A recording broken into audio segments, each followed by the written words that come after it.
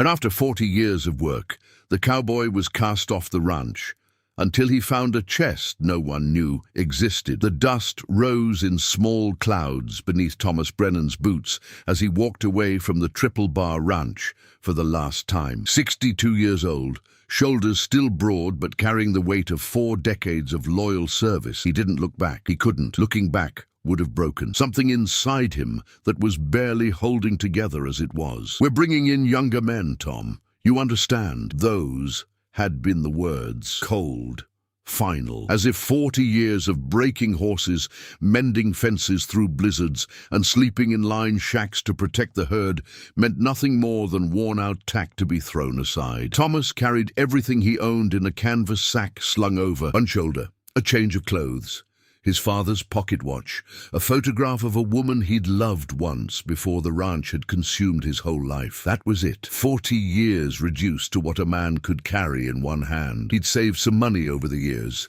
kept it in the bank in town, enough maybe for a few months. Then what? Who hired a 62-year-old cowboy with a limp from a horse that had thrown him 10 years back? The afternoon sun beat down merciless as he walked the 2 miles to town. Cedar Ridge wasn't much. A main street with a mercantile, a saloon, the bank, and a few scattered houses. He'd been here 100 times over the years, but always as a man with a place to return to. Now he was just another drifter. Tom Brennan, the bank clerk, a thin man named Perkins, looked up with genuine surprise. "Don't see you in town often. What brings you?" "Need to withdraw some funds," Thomas said, keeping his voice level. "All of it." Perkins' eyebrows shot up, but he was too professional to ask questions. He disappeared into the back and returned 5 minutes later, his face pale. "Tom, there's a problem. Your account, there's been unusual activity." Thomas felt his stomach drop. "What kind of activity?" "Withdrawals. Large ones. Over the past 3 months, your savings have been—" Perkins swallowed hard. "There's only $18 left." The floor seemed to tilt beneath Thomas's feet. "That's impossible. I haven't withdrawn anything. The signatures all checked out. Mr. Caldwell himself approved them." Perkins pushed a ledger across the counter. "See, right here, your signature." But it wasn't his signature. Similar, yes, but not his. Thomas had seen enough forgeries over the years, cattle bills, deed transfers, to know the difference. Caldwell, the name tasted bitter. James Caldwell, the ranch owner's nephew, who'd taken over managing the Triple Bar 6 months ago. Young, ambitious, and eager to modernize everything, including getting rid of the old guard like Thomas. "This is fraud," Thomas said, his voice shaking with barely controlled anger. Perkins looked genuinely distressed. "I'm sorry, Tom, but proving it, that would take lawyers, investigations. Caldwell's well-connected. His uncle owns half this town." Thomas stood there, the weight of his situation crushing down on him. No job, no savings, no place to sleep. "Tonight, is there anything else I can help you with?" Perkins asked gently. Thomas took the $18. It wouldn't last a week. Outside, the sun was beginning its descent toward the mountains. He had maybe 2 hours of daylight left. The saloon would rent him a room, but at $2 a night his money would evaporate in days. He needed to think. His feet carried him without conscious decision toward the old part of town, where the original settlement had been before everyone moved closer to the railroad. There was a church there, abandoned for 20 years, and behind it a small cemetery where the earliest settlers were buried. Thomas had discovered this place as a young man, fresh on the ranch. He'd come here sometimes when he needed solitude, when the weight of the world felt too heavy. The church was falling apart now, roof half caved in, but it was shelter. As he pushed open the creaking door, memories flooded back. He'd been 22 the first time he'd stood in this sanctuary, full of dreams about making something of himself. Now, at 62, he was sleeping in a ruin. The interior was worse than he remembered. Pews rotted through, bird nests in the rafters, and that hole in the roof letting in fingers of dying sunlight. But the back room, what had been the pastor's quarters, still had 3 walls and most of a ceiling. Thomas dropped his sack in the corner and sat down on the dusty floor, his back against the wall. The enormity of his situation washed over him. He'd given his whole life to that ranch. Every sunrise, every aching muscle. Every winter he'd nearly frozen to death checking on the herd. For what? To be thrown away like trash and robbed of his savings by a man who'd never worked an honest day in his life. For the first time since his mother's death 30 years ago, Thomas Brennan felt tears burn in his eyes. He didn't let them fall. Cowboys didn't cry. Instead, he stood up and started examining his temporary shelter. There was an old barrel in one corner that might hold water, a few pieces of wood that could make a fire. He'd survived worse. He'd figure something out. That's when he saw it. As he moved the barrel aside, something caught the last rays of sunlight coming through the damaged roof. A glint of metal right where the barrel had been sitting for God knew how many years. Thomas knelt down, his heart suddenly beating faster. He brushed away years of accumulated dirt and debris, and his fingers found the edge of something solid, something that didn't belong on a church floor. It took him 20 minutes of careful work to uncover it completely. A chest made of oak with iron reinforcements, maybe 2 feet long and a foot deep. Old, very old, and locked with a mechanism he'd never seen before. Not a padlock, but something built into the chest itself, intricate and complex. He sat back on his heels, staring at it. The wood was still solid despite its age, the metal only lightly rusted. Someone had made this to last, and someone had hidden it deliberately under the floor of this church. His hands shook slightly as he ran them over the surface. There were engravings on the lid, worn almost smooth by time, but he could make out what looked like initials. EM and TB, 1847, 1847, almost 80 years ago, back when this was barely settled territory, when Cedar Ridge was just a trading post. Thomas's practical mind went through the possibilities. Could be nothing. Old church records, maybe, or someone's worthless personal belongings. Could be something valuable that had been forgotten. Could be the answer to his prayers, or could be trouble. Things hidden this carefully usually were. He tried the lock mechanism, but it was beyond his ability to pick. He'd need tools. Maybe Sam Tucker at the Mercantile would have something that could help. But asking for help meant questions, and questions meant word getting around that Tom Brennan had found something interesting in the old church. Word had a way of reaching the wrong ears in a town this size. Thomas sat there as darkness filled the church, the chest at his feet, and tried to decide what to do. Every instinct, honed by 40 years of ranch work, told him to be cautious. Don't rush, don't make assumptions, don't trust anyone until you know what you're dealing with. But another part of him, the part that had been crushed by betrayal just hours ago, whispered something different. This chest had appeared in his life at the exact moment he had nothing left to lose. That wasn't coincidence. That was providence. He'd find a way to open it carefully, quietly, and then he'd decide what to do next. For the first time since walking away from the Triple Bar Ranch, Thomas Brennan felt something other than despair. He felt curiosity, purpose, maybe even a little hope. He settled in for the night, using his sack as a pillow, the mysterious chest within arm's reach. Tomorrow he'd figure out his next move. Tonight, he'd let himself believe that maybe, just maybe, his story wasn't over yet. The next morning arrived with the kind of crystal clarity that only Montana autumn could deliver. Thomas woke, with his back aching and his neck stiff, but his mind was sharp. He'd spent half the night examining the chest by moonlight, and by dawn he had a plan. First, he needed to secure his temporary home. He spent an hour gathering fallen branches and brush, piling them strategically around the church to make it look even more abandoned than it was. Then, he carefully recovered the chest with the barrel and debris, making it invisible to casual observers. With that done, he headed into town. The Mercantile was just opening when he arrived. "Tom Brennan," Sam Tucker said, genuine warmth in his voice. The shopkeeper was one of the few people in Cedar Ridge who'd always treated him with respect. "Heard you left the Triple Bar. That true?" Word traveled fast. "It's true." Sam shook his head. "Damn shame. You know more about ranching than that Caldwell kid will learn in 10 lifetimes. He paused. "You need work. My back's been giving me trouble. Could use help moving inventory." It was kindness, and Thomas recognized it for what it was. "Appreciate it, Sam. Might take you up on that, but right now I need some tools. Small file set if you have one, and maybe some oil for working metal." Sam's eyes flickered with curiosity, but he didn't pry. He gathered the items and named a price that was noticeably lower than what Thomas knew they cost. "Can't let you give me charity. Thomas said quietly. Not charity.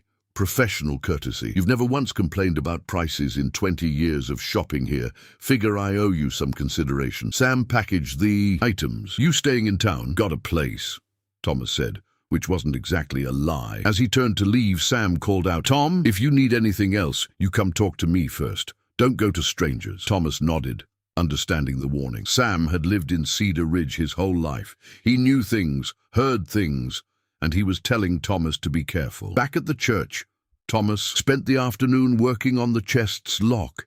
It was more sophisticated than anything he'd expected. Multiple pins that had to align perfectly, and a rotating mechanism that seemed to require a specific sequence. His fingers, calloused from years of rope work, proved surprisingly deft at the delicate task. By late afternoon, sweat dripping down his face despite the cooling temperature, he felt something give. The mechanism turned with a deep click that seemed to echo through the empty church. Thomas sat back, his heart hammering. After all that work, he was almost afraid to open it. What if it was empty? What if it contained something that would only bring him more trouble? He took a deep breath and lifted the lid. The interior was lined with oilcloth, still intact after nearly 80 years, and wrapped within that oilcloth were packages, 3 of them each about the size of a book. With trembling hands, Thomas unwrapped the first. Money. Bills so old the ink had faded to brown, but still clearly marked with denominations. $50, 100, more hundreds. He counted with growing disbelief. The first package contained over $2,000. The second package held the same. The third package was different. It contained papers, deeds, stock certificates, and a letter written in careful feminine handwriting. Thomas carried the letter to a patch of light and began to read. My dearest Thomas, if you're reading this, then I am gone and you have finally come home. I pray it is you and not some stranger who has found our hope for the future. When you left for the war, I promised to wait. I promised to keep safe what we had built together. The ranch, the livestock, the future we dreamed of. All of it documented in these papers. But the fever took me before you returned. I feel death approaching, and I must hide these documents where they will be safe until you come back. Pastor Matthias has agreed to help me place them beneath his church in this chest your father made for our wedding day. The ranch deeds are in your name, my love. 500 acres along the Medicine Bow River. The water rights are secured. The stock certificates represent our partnership with the Denver Mining Company, your brother Samuel's venture that has grown beyond our wildest dreams. I have converted what money I could into cash, though I know paper currency may not survive the years as well as I hope. But if even some of it remains, it should be enough for a new start. Find happiness, Thomas. Find love again. I release you from your promise to wait for me, for I will be waiting for you in a better place. Your loving wife, Elizabeth Morgan Brennan, June 15th, 1847. Thomas read the letter 3 times, his vision blurring. This chest had been meant for another Thomas Brennan, a man who had gone to war, probably the Mexican-American War, and never made it home to his wife. A man who died without knowing his beloved Elizabeth had passed before him, leaving their fortune hidden and forgotten. The initials on the chest, E.M. and T.B., Elizabeth Morgan and Thomas Brennan, his own initials. He looked at the deeds with shaking hands. The land described no longer existed as the document stated. It had been divided and sold many times over the decades. The stock certificates were for a company that had probably long since folded or been absorbed. But the money, Thomas counted it carefully. Over $4,000 in aged but still legal currency. A fortune. More money than he'd earned in 10 years of ranch work. He sat there as the afternoon light faded, holding the letter, feeling the weight of a tragedy that had played out decades before he was born. 2 people in love, separated by war and death, leaving behind a treasure that had waited for the wrong Thomas Brennan to find it. Or maybe, he thought, looking at the money that could save him from destitution, maybe it was exactly the right Thomas Brennan. That night, he barely slept. His mind raced with possibilities and questions. The money was legally his. Abandoned property found on what was essentially unclaimed land, but using it would raise questions. Where had Tom Brennan suddenly gotten enough money to change his life? And there was another problem gnawing at him. James Caldwell. The man had stolen Thomas's savings through forgery. That kind of man didn't stop with one crime.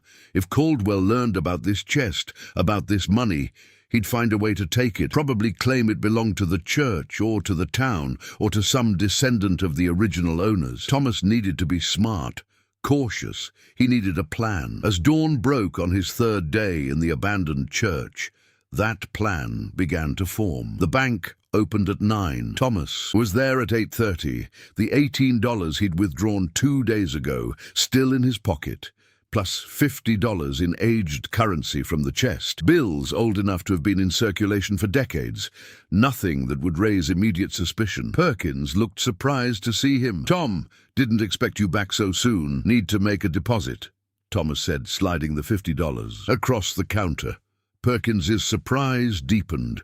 "Where did you—" "Found some old money I'd forgotten about. Stashed in my gear." Thomas met his eyes steadily. "You know how it is. A man saves a little here and there, hides it in different places.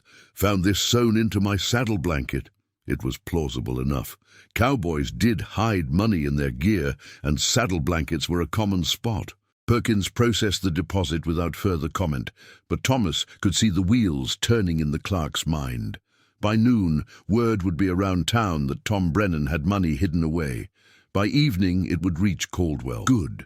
Let it reach him. Let Caldwell think he'd found all of Thomas's hidden savings. It would make the man overconfident. Thomas's next stop was the land office. The clerk there, a methodical man named Henderson, looked up from his ledgers with mild interest. "Help you? Looking for information on old property deeds. Land along the Medicine Bow River, registered to a Thomas Brennan back in 1847. Henderson's interest sharpened. "Thomas Brennan? That your family?" "Might be. My grandfather was named Thomas. He disappeared during the war with Mexico. Family. Always wondered what happened to him." It wasn't a complete lie. Thomas had been named after a grandfather who died before he was born. The details didn't quite match, but Henderson wouldn't know that. "Give me a few minutes." Henderson disappeared into the records room and returned with a dusty ledger. "Here we are. Thomas Brennan, registered owner of 500 acres, water rights included. Land was seized for unpaid taxes in 1855, sold at auction. Who bought it? Company called Mountain Cattle Consortium. They subdivided and resold most of it over the next decade." Henderson traced his finger down the entries. "Interesting history, actually. That land now comprises about 3 different properties. The main section with the water rights is part of the Triple Bar Ranch." Thomas felt something cold settle in his stomach. "The Triple Bar?" "Yep. Has been for about 40 years. Best grazing land in the county, thanks to that river access." Thomas left the land office with his mind reeling. The land his namesake had owned, the land Elizabeth had promised to keep safe, had become the ranch where Thomas had spent his entire adult life. He'd been working. Property that, in a strange twist of fate, should have been his inheritance. The irony was so sharp it hurt, but it also crystallized his thinking. He couldn't claim the land. That ship had sailed decades ago, but he could use what he'd found to build something new, something that would honor both Elizabeth's memory and his own need for a fresh start. First, though, he had to deal with James Caldwell. Thomas found Caldwell at the saloon, holding court with several of the younger ranch hands. The man was 28, handsome in a slick way that Thomas had never trusted, wearing clothes too expensive for someone supposedly managing a ranch. "Tom Brennan." Caldwell's voice carried just enough surprise to be insulting. "Didn't expect to see you around. Thought you'd have drifted on by now. Needed to settle some affairs in town," Thomas said evenly. Several men at the bar were watching now. Good. He wanted witnesses. "Speaking of which, I'd like to talk to you about my bank account." Caldwell's expression didn't change, but something flickered in his eyes. "What about it?" "Someone's been making unauthorized withdrawals. Perkins at the bank showed me the signatures. They're not mine." "That's a serious accusation." Caldwell set down his drink slowly. "You saying someone forged your signature?" "I'm saying my savings are gone, and I didn't take them." Caldwell spread his hands. "Maybe you're mistaken about how much you had. Easy to lose track over the years. I kept records." "Do you have proof?" Those records with you? Caldwell smiled, knowing Thomas had kept his records in the bunkhouse at the ranch, records that had probably been destroyed the moment Thomas left. Not with me, Thomas admitted, but I can get them. It was a lie, and Caldwell knew it. The man's smile widened. Well, when you do, you bring them to the sheriff. I'm sure he'll be very interested in helping you. His tone made it clear what the sheriff would actually do. Nothing. Caldwell's uncle owned the sheriff as surely as he owned half the town. Thomas held his gaze for a long moment, letting Caldwell see that he wasn't intimidated. Then he turned and left the saloon. Behind him, he could hear Caldwell's laughter and the murmured conversation resuming. Let him laugh. Thomas had confirmed what he needed to know. Caldwell wasn't worried about being caught because he knew the system was rigged in his favor. That kind of confidence made men careless. Over the next week, Thomas established a routine. He worked for Sam Tucker during the day, moving inventory and making deliveries. The work was lighter than ranch work, but it kept him fed and gave him a legitimate reason to be in town. More importantly, it put him in position to hear gossip, to watch the comings and goings at the bank, and to slowly deposit small amounts of the chest's money. Not too much, not too fast, just enough to look like a man carefully living off hidden savings while he looked for permanent work. He continued living in the abandoned church, but he made it more habitable, fixed the worst of the roof, cleaned out the back room, set up a small camp that was invisible from the outside but comfortable enough inside. And every night he studied the documents from the chest. The stock certificates were indeed worthless. The Denver Mining Company had folded in 1873, but the story they told was fascinating. Samuel Brennan, Thomas's brother, had been a prospector turned businessman. The company had been moderately successful before a combination of depleted veins and the economic panic of '73 had destroyed it. But there were other papers in the chest, letters from Samuel to his brother Thomas, talking about investments, about opportunities, about the growing town of Denver. One letter in particular caught Thomas's attention. The railroad is coming, brother, and when it does, the land along its route will be worth 10 times what it is now. I've marked on the map. The parcels, I believe, show the most promise. When you return, we should pool our resources and acquire what we can. The map wasn't in the chest, but the letter was dated 1846, before the Mexican-American War, before the railroad had actually come through. Samuel Brennan had been predicting the future of Western development. Thomas wondered what had happened to Samuel. Had he survived, built a fortune, or had he died in the same obscurity as his brother and sister-in-law? On the 8th day, after finding the chest, Thomas's careful routine was interrupted by an unexpected visitor. He was in the back of Tucker's Mercantile, unpacking crates, when a woman's voice drifted through from the front of the store. I need fabric for winter dresses. Something practical but not ugly, if such a thing exists in this town. The voice was refined, but carried a note of exhaustion, of someone who had been disappointed too many times to expect much. Sam Tucker's response was patient. Let me show you what came in on last week's wagon. Some good wool blends that should suit. Thomas continued working, not particularly interested in fabric sales, until he heard Sam call out, "Tom, can you bring out that blue bolt from the back room? Second shelf, left side." He found the fabric, a deep blue wool that was indeed nicer than the usual rough materials, and carried it to the front. The woman standing at the counter made him stop mid-step. She was beautiful, but not in the way of the saloon girls who painted their faces and wore bright dresses. This woman's beauty was quieter, more substantial, maybe 35, with dark hair pulled back in a simple bun, wearing a dress that had seen better days but was scrupulously clean. Her hands showed signs of hard work, but her posture was straight, dignified. What struck Thomas most were her eyes. Dark brown, intelligent, and carrying a weight of sadness that he recognized because he saw it in his own mirror every morning. "Thank you," she said, as he handed the fabric to Sam. Her voice was even more striking up close, educated, cultured, completely at odds with the rough frontier town. "Tom Brennan, this is Mrs. Catherine Hartley." Sam made the introduction. "She's been teaching at the school since spring. Catherine, Tom here just started helping me out around the store." "Mr. Brennan," she offered her hand, and Thomas shook it acutely aware of how rough his own palm must feel against her softer skin. Mom. He was suddenly conscious of his worn clothes, the dust on his boots, the grey in his hair. She examined the fabric, running her fingers over it with an practiced eye. It's lovely, but I'm afraid it's probably beyond my budget. How much per yard? Sam named a price that Thomas knew was at least 30% below cost.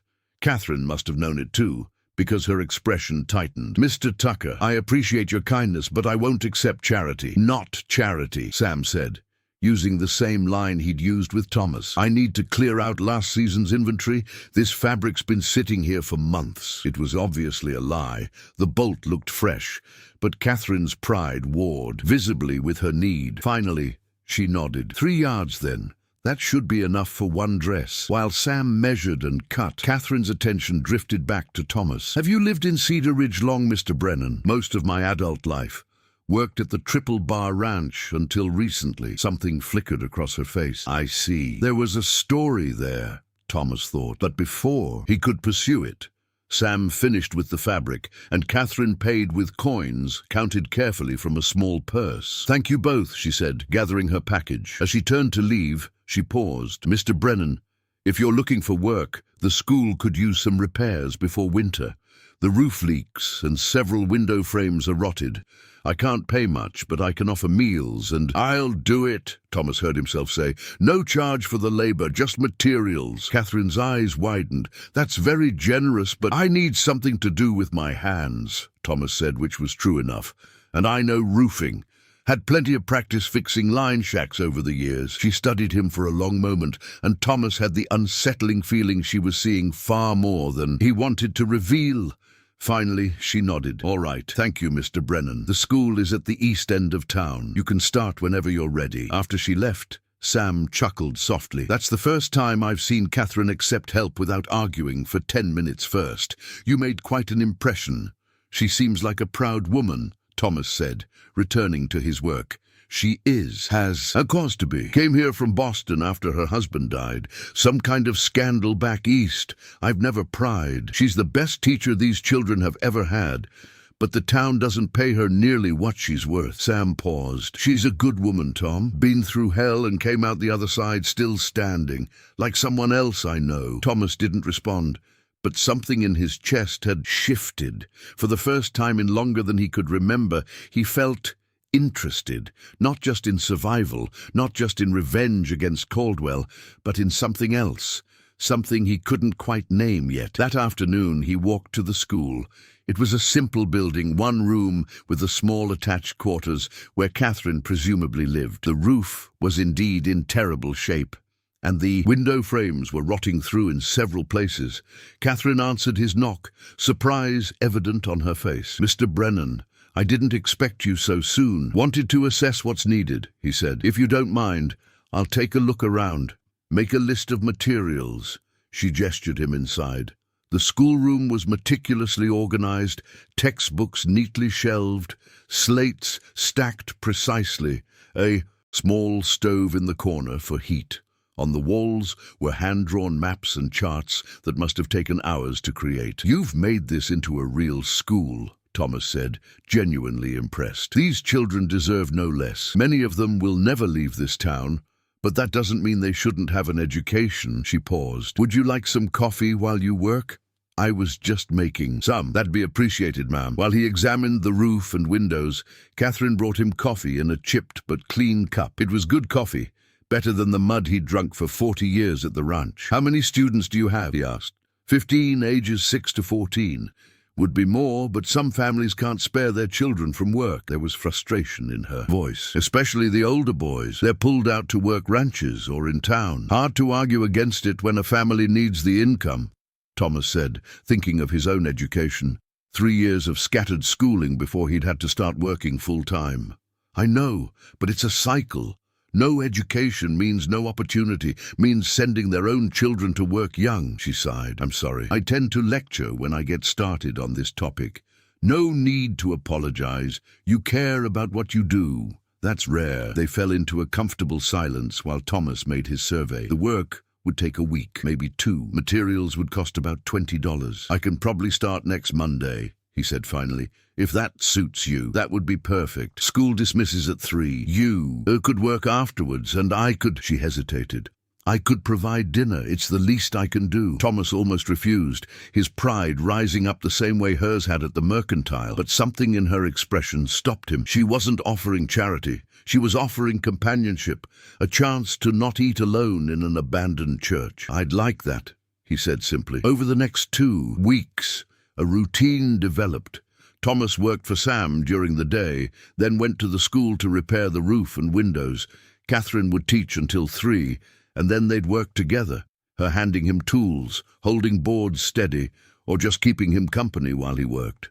They talked, at first about simple things, the weather, the town, the children, but gradually the conversations deepened. He learned she'd been married to a professor in Boston, a man well respected in academic circles. When he died suddenly of a heart condition, the truth had come out. He'd been deeply in debt from gambling, had borrowed from the wrong people, had put Catherine in danger. "I had to leave," she said one evening as they sat on the school steps, watching the sunset. "His creditors wanted to marry me, off to settle the debts, as if I was property to be traded. So you came west. As far as I could run, used what little money I had left to get here, applied for the teaching position. Started over." She looked at him. "I imagine you understand something about starting over." "I'm learning too," he admitted. "Sam mentioned you found some hidden savings.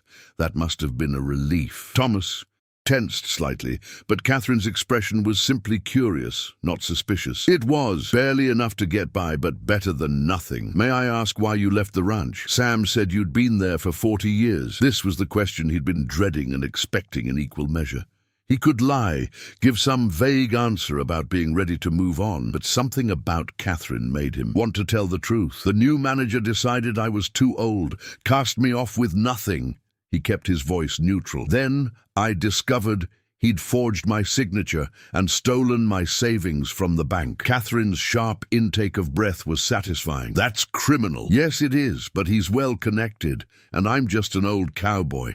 Nothing I can do about it." "That's not right." Her indignation warmed something inside him. "There must be some recourse. In a perfect world, maybe. But this isn't a perfect world." He stood up, brushing dust from his pants. "I've made my peace with it. Found enough hidden money to get by for a while. That's more than many men get." She stood too, looking up at him. In the fading light, her dark eyes seemed to glow. "You're a good man, Thomas. Brennan, better than the one who wronged you." It was the first time she'd used his given name. The sound of it in her cultured voice did something to his pulse. "I'm just a man, Catherine. Nothing special." "I disagree." She held his gaze. "You're working on this school for almost nothing. You treat me with respect, real respect, not the condescending courtesy some men offer. You listen when I talk. Those things are special." Thomas didn't know what to say. It had been so long since anyone had looked at him the way she was looking at him now, like he mattered, like he was worth something beyond his labor. "I should get going," he said, his voice rough. "It'll be dark soon." "Where are you staying?" The question was casual, but her eyes were sharp. "I've got a place. In the abandoned church." It wasn't a question. Thomas stiffened. "How did you—" "I go for walks in the evening. I've seen smoke from that direction, and yesterday I saw you heading that way with supplies." She touched his arm gently. "Thomas, you don't have to live in a ruin. The school has a small storage room that could be converted." "I'm fine where I am," he said firmly, "but thank you." She withdrew her hand, respecting his boundary, but her expression remained concerned. "If you change your mind, I'll let you know." He left before the conversation could go further, but all the way back to the church, he could feel the warmth where her hand had touched his arm. That night, sitting in his improved but still makeshift quarters, Thomas forced himself to confront what was happening. He was developing feelings for Catherine Hartley, feelings he had no business developing. She was educated, refined, from a different world entirely. He was a 62-year-old cowboy with nothing to his name except stolen money from a dead couple's chest. What could he possibly offer her? More importantly, what would happen when she discovered the truth about the money? He'd told her it was hidden savings, but that lie was getting harder to maintain. The more time they spent together, the more likely she'd see through it. He should stop going to the school, finish the repairs quickly and keep his distance. But even as he thought it, he knew he wouldn't. Catherine had awakened something in him that had been dormant for so long he'd forgotten it existed. Hope. Connection. The possibility of something beyond mere survival. The next Monday, everything changed. Thomas arrived at the school at his usual time, materials for the final window repairs in hand. Catherine was teaching, her voice carrying through the open door as she explained long division to her students. He was setting up his tools when he heard horses approach. Multiple horses, moving fast. James. Caldwell rode up with 3 ranch hands, all of them armed. Thomas set down his hammer slowly, his body tensing. Brennan. Caldwell dismounted, his smile sharp as a knife. Heard you've been spending a lot of time at the school. Thought I'd come see what you're doing. Inside, Catherine's teaching had stopped. Thomas could feel her attention on them through the doorway. Doing repairs? The building needed work. How charitable of you. Caldwell's eyes swept over the materials. Must have cost a pretty penny. Where'd you get the money, Tom? I thought you were broke. Found some savings I'd forgotten about. Right, the hidden money. Caldwell's smile widened. Funny thing about that, I've been thinking about your accusations, about how you claimed someone forged your signature. At the bank. It's not a claim, it's a fact. Well, I asked around. Seems you've been making deposits. Small ones, but regular. Caldwell pulled a paper from his pocket. Got a court order here. Judge wants to see you about those deposits. Wants to know where the money's coming from? Thomas felt ice settle in his stomach. Caldwell had maneuvered him perfectly. If Thomas couldn't prove the money was legitimately his, they could claim it was stolen, could arrest him. What judge? Catherine's voice cut through the tension. She'd stepped out of the school, her students peering around her skirts. Show me the order. Caldwell's smile faltered slightly.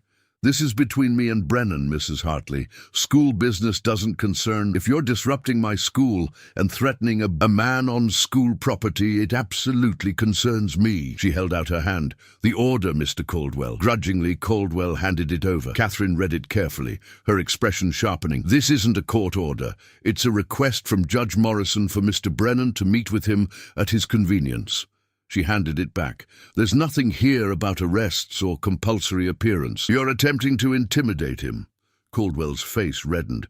The judge wants to know about illegal deposits. If the deposits were illegal, this would be a warrant, not a request. I may be new to the West, Mr. Caldwell, but I'm not ignorant of law. She moved to stand next to Thomas, a deliberate act of alliance. I suggest you leave the school property. Now, for a moment, Thomas thought Caldwell might push it.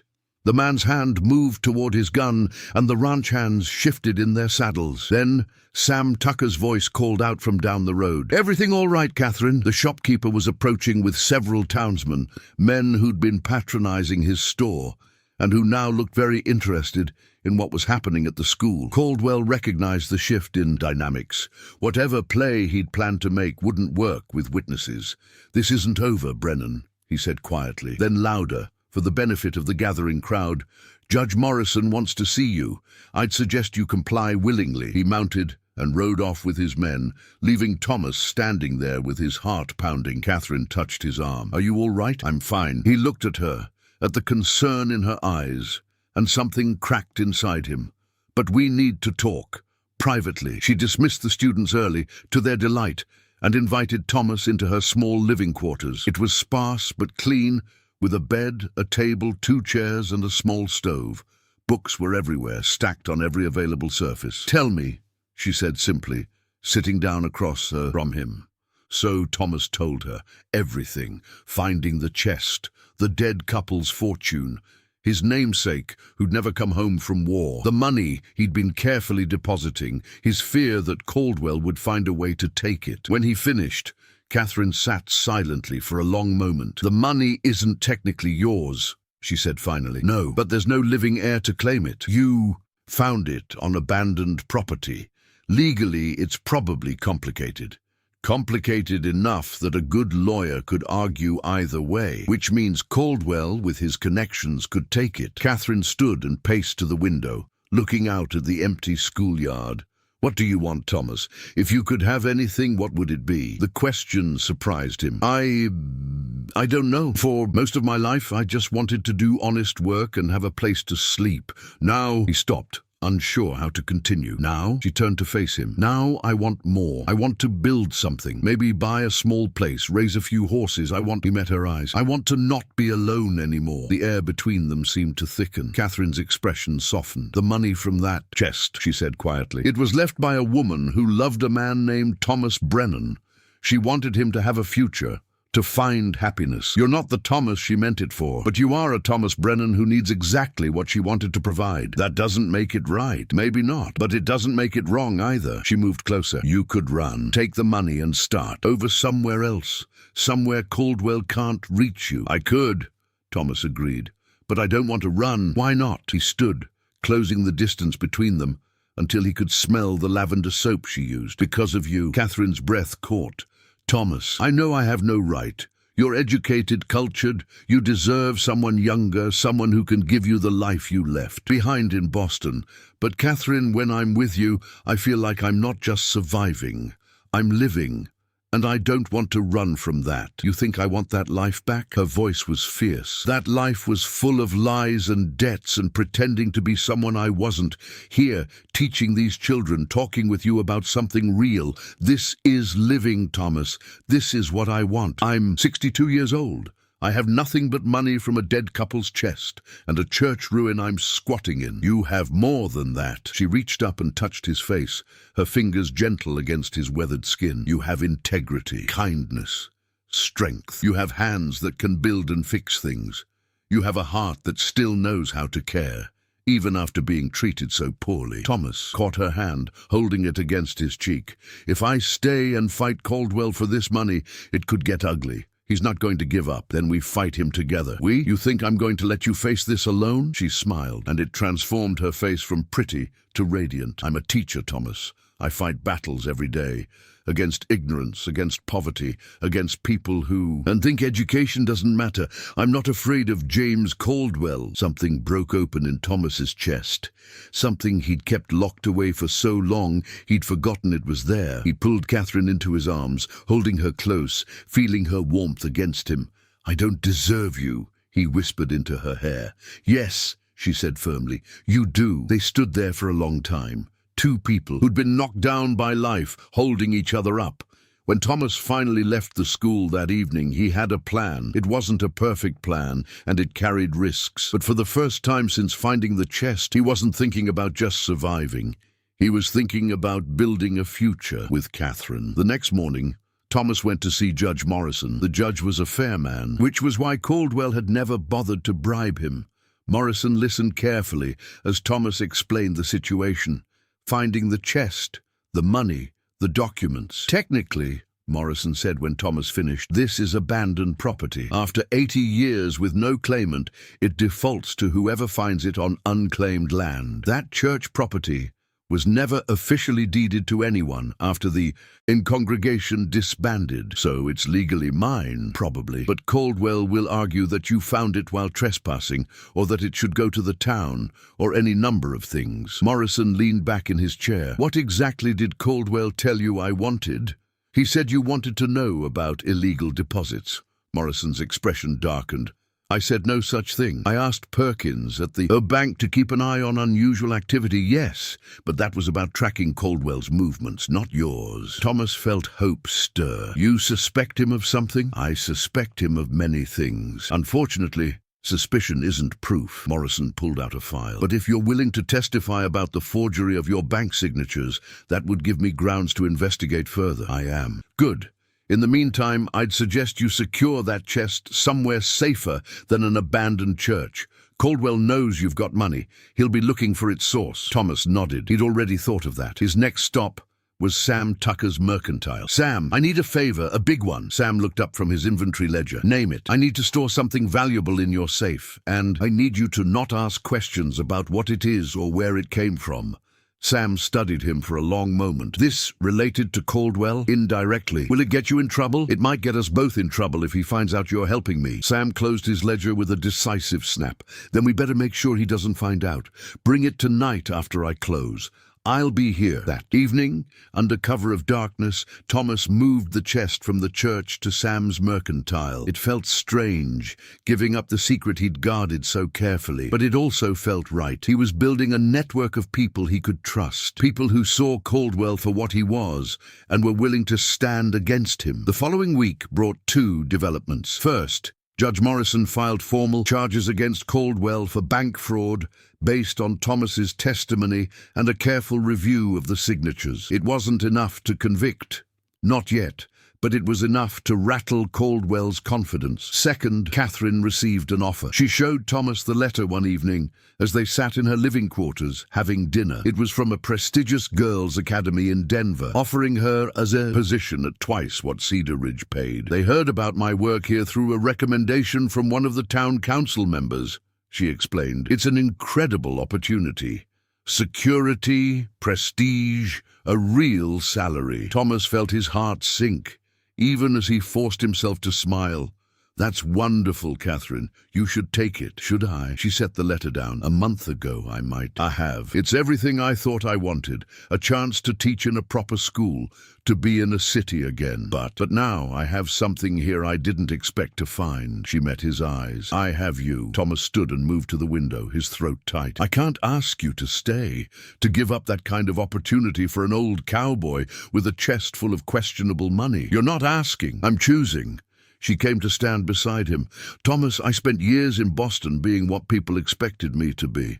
Playing the perfect professor's wife, attending the right parties, saying the right things. It was a lie. This, Cedar Ridge, teaching these children, being with you, this is real. Caldwell isn't done with me. This fight could drag on for months, maybe years. Then we fight for months or years." She took his hand. "Together." Thomas turned to face her fully, seeing the determination in her expression, the certainty. "I'm falling in love with you, Catherine. I'm too old for it.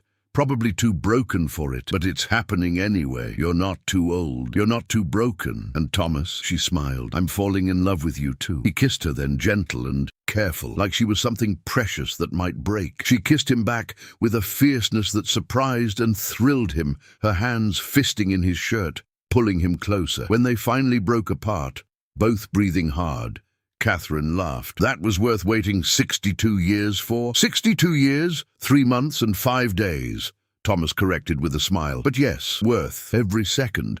They spent that night talking, making plans. Thomas would use some of the chest money to buy a small property outside town.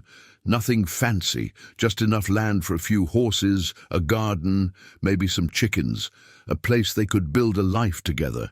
Catherine would finish the school year in Cedar Ridge. Then they'd decide together whether to stay or move to Denver. The choice would be theirs, made together. It was the most hope Thomas had felt in longer than he could remember. But hope, he was about to learn, could be a dangerous thing. 3 days later, the church burned. Thomas was at the school when he saw the smoke rising from the old part of town. He ran, his heart pounding, knowing with sick certainty what he'd find. The church was engulfed in flames. What little remained of the roof had collapsed, and the walls were starting to crumble. A crowd had gathered, but there was nothing to be done. The building was too far gone, and there was no water nearby to fight the fire. Sheriff Davis stood at the edge of the crowd making notes. When he saw Thomas, he walked over. "Looks like it started in the back room, where someone had been camping, probably a cooking fire that got out of control." Thomas's jaw clenched. "I had no fire going. Haven't had one for 3 days. You were living there?" The sheriff raised an eyebrow. "That's trespassing on town property. The town doesn't own that land. It was never officially transferred." "Still, camping in a building that's clearly unsafe." The sheriff shook his head. "Lucky you weren't inside when it went up. Could have been killed." It wasn't luck, and Thomas knew it. This was a message from Caldwell. If Thomas had still been keeping the chest in the church, it would be ashes now. As it was, Caldwell had destroyed the only home Thomas had. Catherine appeared at his side, taking his arm. "Come stay at the school. I have room." "That wouldn't be proper," Thomas said automatically. "I don't care about proper. I care about you being safe." Her voice was firm, brooking no argument. The sheriff looked between them, something calculating in his expression. "Mrs. Hartley, I'm not sure the school board would approve. The school board doesn't own me or my living quarters. If I choose to offer shelter to a friend, that's my business." Catherine's educated accent had gone sharp, cutting. "Unless you'd like me to raise questions about who might have set this fire intentionally." The sheriff's face reddened. "I'm sure it was an accident, ma'am. No need to go making wild accusations." "Of course." Catherine's smile was cold. "An accident. How fortunate that Mr. Brennan wasn't inside. Come on, Thomas, let's go." She led him away from the burning church, from the murmuring crowd, from what had been his refuge. "He's escalating," Thomas said quietly. "I know." Catherine's hand tightened on his arm. "But so are we." That night, Thomas moved into the school's small storage room. Catherine had cleaned it out, brought in a cot and blankets, made it as comfortable as possible. It wasn't much, but it was warm and dry and safe. More importantly, it was close to her. They established boundaries, maintaining the appearance of propriety. Thomas slept in the storage room, Catherine in her quarters, but they ate meals together, talked long into the evenings, and occasionally, when the weight of the world felt too heavy, they'd hold each other. Judge Morrison's investigation into Caldwell was moving forward, but slowly. The bank had confirmed that someone had forged Thomas's signature, but proving it was Caldwell was proving difficult. The man was careful, always working through intermediaries. Meanwhile, word of Thomas and Catherine's relationship had spread through Cedar Ridge. The reactions were mixed. Some approved, seeing them as two lonely people finding comfort in each other. Others whispered about impropriety, about the scandal of a schoolteacher living under the same roof as a man she wasn't married to. The school board called a meeting. Catherine faced them with her head high, Thomas standing beside her in the back of the room. "Mrs. Hartley," the board chairman began, "we've received complaints about your living arrangements. My living arrangements are my own business, not when they reflect on the school. Some parents are concerned about the moral example you're setting. I'm setting an example of compassion and human decency. Mr. Brennan was homeless after the church burned. I offered him shelter. That's what civilized people do. Still, the appearance of impropriety is less damaging than the reality of a good man sleeping in the street." Catherine's voice was steel. "I've dedicated myself to this school, to these children. My personal life, as long as it remains lawful and doesn't interfere with my teaching, is not subject to your approval." The board members shifted uncomfortably. Catherine was their best teacher, and they knew it. Firing her would mean returning to the rotating series of inadequate instructors they'd had before she arrived. Finally, the chairman sighed. "We're not asking you to turn Mr. Brennan out. We're suggesting that perhaps a more formal arrangement might be appropriate. If you were married, there would be no question of impropriety." Catherine's face flushed. "Are you seriously suggesting I should marry to satisfy town gossip?" "We're suggesting," another board member said gently, "that maybe it's not just about gossip. You care for him. He clearly cares for you. And in this world, legal protection matters. As your husband, he could defend you against accusations. As merely a tenant, he has no standing." Thomas had remained silent through the whole exchange, but now he stepped forward. "May I speak?" The board chairman nodded. "I care for Catherine more than I've ever cared for anyone," Thomas said simply.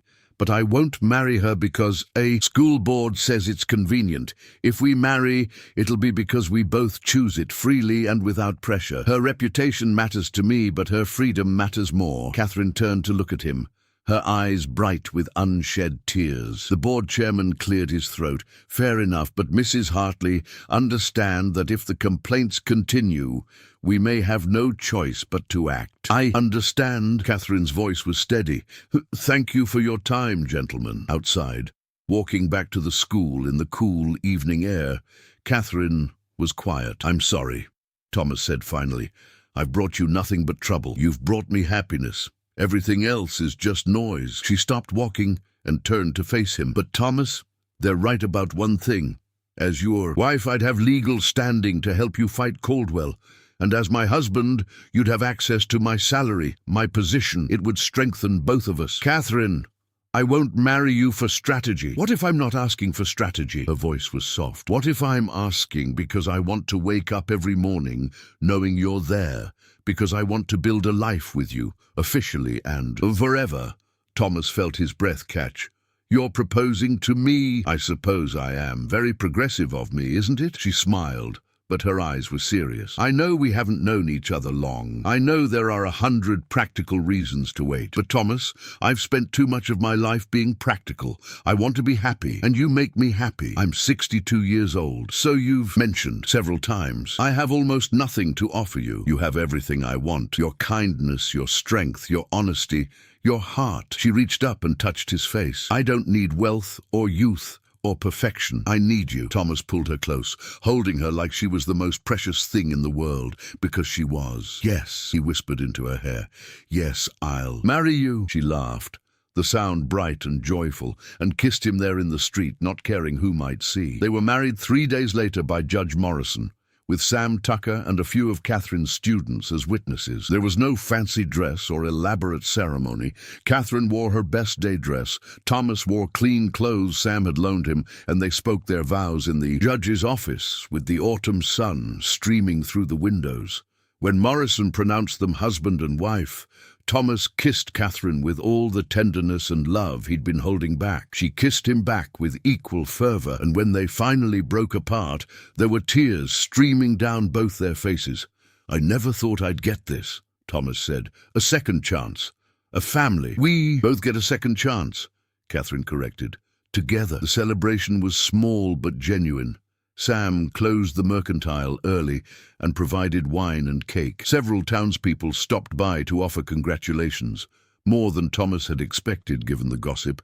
Even some of Catherine's students appeared, shyly presenting them with hand-drawn pictures and awkwardly heartfelt wishes. It was, Thomas thought, perfect. That night in their quarters at the school, they lay together as husband and wife. Thomas was nervous, conscious of his age, his scars, the decades since he'd been with a woman. But Catherine was patient and tender, and her desire for him was genuine and unmistakable. You're beautiful, he whispered, running his hands over her skin in the lamplight. I'm 36, and I have stretch marks. You're beautiful, he repeated firmly. And you're mine. Yes, she agreed, pulling him closer. And you're mine. Their lovemaking was gentle and passionate, a claiming and a gift. Afterward, lying in the darkness with Catherine's head on his chest, Thomas felt a peace he'd never known. I love you, he said into the quiet. I love you too. Catherine's hand splayed over his heart. And Thomas, whatever comes next with Caldwell, with the money, with everything, we face it together. Together, he agreed. For 3 weeks, they lived in a bubble of unexpected happiness. Catherine taught during the day, while Thomas worked on repairs around the school and helped Sam at the mercantile. In the evenings, they cooked meals together, talked about their days, made plans for the future. Thomas used some of the chest money to buy a small property outside town, 20 acres with a creek, a cabin that needed work, and good grazing land. Nothing fancy, but theirs. They spent their free time fixing up the cabin, making it into a home. Catherine chose curtains and planted a garden. Thomas repaired the roof and built proper furniture. Slowly, the place transformed from a rundown shack into something that felt like the future. But the bubble couldn't last forever. Caldwell had been quiet since the church fire, but Thomas knew the man wasn't finished, and he was right. The attack came on a Tuesday afternoon. Thomas was at the new property, working on the barn, when he heard horses approaching fast. He straightened, setting down his hammer, already knowing what this was. Caldwell rode up with 6 men, all armed. The ranch hands looked uncomfortable, but they were following orders. Brennan, Caldwell dismounted. We need to talk about your money. My money is none of your concern. Actually, it is. See, I've been doing some research. Turns out there's no record of you ever having savings significant enough to justify your recent purchases. No inheritance, no lucky poker game. Nothing, Caldwell smiled. So, where'd it come from? None of your business. I think it's stolen. I think you found something that doesn't belong to you, and you're pretending it's yours. Caldwell's voice rose. I've filed a complaint with the sheriff. He'll be here soon to investigate, unless you want to avoid that trouble. And just hand over what you found. Thomas's jaw clenched. I found nothing that belongs to you. Maybe not to me, but to someone. And I'm betting whatever you found, you can't prove ownership. Caldwell stepped closer. Here's what's going to happen. You're going to tell me where you got the money. Then you're going to give me half. Think of it as payment for my silence about the theft. That's extortion. That's business. And if you don't agree, I'll make sure everyone knows you're a thief. Your new wife, that school teacher, she'll lose her position. You'll both be run out of town. Caldwell's smile was vicious. Or you could just pay me what I'm owed for being cheated out of your labor all those years at the ranch. Thomas felt rage building in his chest. This was what it came down to, a man with no honor, no decency, using his power to steal from people weaker than himself. No, Thomas said quietly. What? I said no. You want my money, Caldwell? Come and take it. But I'm not giving you anything. Caldwell's face darkened. He nodded to his men. Search the cabin, find whatever he's hiding. The ranch hands dismounted reluctantly and started toward the cabin. Thomas moved to block them. This is my property. You're trespassing. Get out of the way, old man, one of the hands said, not unkindly. We don't want to hurt you, but we've got orders. Thomas was about to respond when a new voice cut through the tension. That's far enough. Everyone turned. Judge Morrison sat on his horse at the edge of the property, Sheriff Davis beside him. But more importantly, they had 6 armed deputies with them. This property is under my jurisdiction, Morrison said, and Mr. Brennan has filed a formal complaint about harassment. Caldwell, you and your men are going to mount up and leave. Now. Caldwell's face went pale. You can't. I can, and I am. Furthermore, the investigation into your bank fraud has produced some interesting results. We found another 3 people whose accounts you accessed illegally. Morrison's voice was hard. You're under arrest, Caldwell. Sheriff, if you would. What happened next was chaos. Caldwell tried to run. His men tried to help him, but Morrison's deputies were ready, and within minutes, Caldwell was in handcuffs, screaming about his rights and his uncle's influence. Your uncle, Morrison said coldly, is also being investigated. Seems corruption runs in the family. As they led Caldwell away, Morrison turned to Thomas. Are you all right? I'm fine. How did you know to come? Your wife. She saw Caldwell and his men heading this way and came to find me immediately. Morrison smiled. You married a smart woman, Brennan. Thomas felt warmth flood through him. Catherine. Of course it was. Catherine. Later that evening, back at the school, Thomas held his wife close. You saved me, he said. We save each other, Catherine corrected. That's what marriage is. Over the next month, the truth came out. Caldwell had been systematically stealing from multiple people. Ranch hands, small property owners, anyone he thought was vulnerable. The bank fraud was just the beginning. There were forged deeds, false debts, a whole network of theft and corruption. Caldwell's uncle, the ranch owner, tried to use his influence to bury the scandal, but Morrison was relentless, and the evidence was overwhelming. Both men ended up facing criminal charges. For Thomas, the vindication was sweet, but ultimately less important than what he'd already found. He had Catherine. He had their small property. He had a future. The chest remained in Sam Tucker's safe, and Thomas and Catherine made a decision together. They would use the money carefully, wisely, not for luxury, but to build something meaningful. They expanded the property, buying an adjacent 20 acres. They brought in a small herd of horses, nothing fancy, but good working animals that Thomas could train and sell. Catherine continued teaching, but they also started a scholarship fund with some of the chest money for students who wanted to continue their education but couldn't afford it. Elizabeth wanted her money to build a future, Catherine said one evening, as they sat on the porch of their cabin, watching the sunset. This honors that, I think. I think she'd approve, Thomas agreed. He pulled Catherine closer, marveling at how natural it felt to have her in his arms. Did I ever tell you about the letter she left? The one in the chest? No, you haven't. So Thomas told her about Elizabeth's words, about a woman's love for a man who never came home, about promises kept even beyond death. She told him to find happiness again. Thomas finished. To find love. I like to think somehow she'd be glad that her gift helped me do exactly that. Catherine was quiet for a moment, and Thomas saw tears on her cheeks. That's beautiful. Sad, but beautiful. Life is like that sometimes. Sad and beautiful all mixed together. Yes, Catherine agreed. She turned to kiss him, soft and sweet. Yes, it is. As autumn turned to winter, Thomas and Catherine settled into their new life. The property flourished.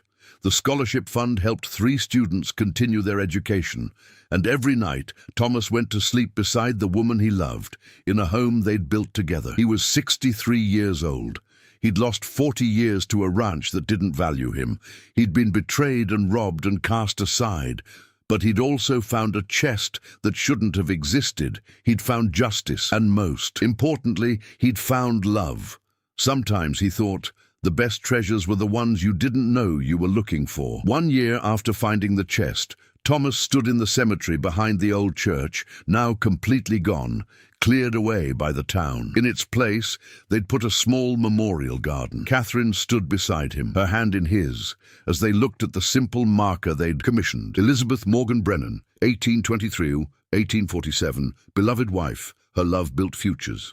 Beside it, another marker. Thomas Brennan, 1824-1847, beloved husband, may they rest together. Do you think they're together now? Catherine asked softly. I'd like to think so, Thomas said. I'd like to think they got their happy ending too. Just not the one they expected, like us. Like us. He agreed. They stood there for a while, paying respects to 2 people they'd never known, but who had changed their lives completely. Then Catherine tugged his hand. Come on, we're hosting dinner tonight, remember? Sam and the Morrison family are coming. How could I forget? You've been cooking all day, and you've been sneaking bites all day. Thomas laughed, the sound free and genuine. Can't help it. You're an amazing cook. They walked back to their cabin, now fully repaired and expanded. Smoke rose from the chimney, horses grazed in the pasture, curtains fluttered in the windows. It was home. That evening, surrounded by friends, Thomas raised a glass. To second chances, he said, and to the people who make them possible. To second chances, everyone echoed. As the evening wore on, filled with laughter and conversation and the warmth of community, Thomas caught Catherine's eye across the table. She smiled at him, and he smiled back. He'd been cast off the ranch after 40 years with nothing, but he'd found a chest no one knew existed. And inside that chest, hidden among the money and documents, he'd found something even more valuable. He'd found hope. He'd found purpose. He'd found love. And that, Thomas Brennan decided, was the greatest treasure of all.